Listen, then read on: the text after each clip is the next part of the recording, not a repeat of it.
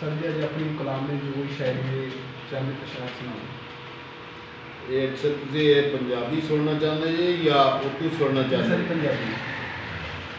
ये नवा एक ताज़ा कलाम है जनाब। यार दा हुसन भी ते वड्डा किरदार भी, यार दा हुसन भी वड्डा ते वड्डा किरदार भी, उत्तों शक्ल सोहनी लफ्ज़ां विच प्यार भी।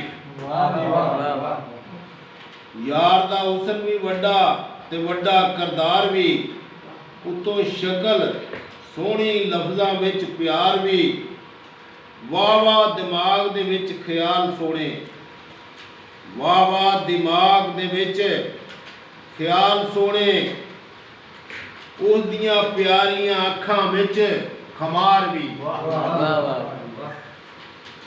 वाह वाह दिमाग दे विच ख्याल सोहने, उस दी प्यारियां अखां विच खमार भी। रूह भी ताज़ा जिंदा दिल दिल उसदा, सोहने सुनखे दानश्वरा जै विचार भी। यार दा हुसन भी वड्डा ते वड्डा किरदार भी।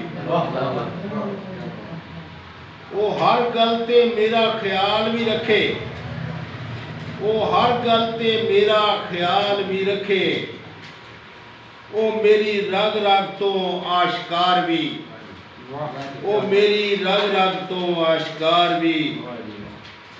इश्क विच जिंदा रहना आसान नहीं, इश्क विच जिंदा रहना आसान नहीं, मैनू ज़रब भी मिलिया ते पंदार भी। मियाँ कोल इलम दे खजाने ने, मियाँ कोल इलम दे खजाने ने, ते सारी दुनिया तो सोहना दिलदार भी।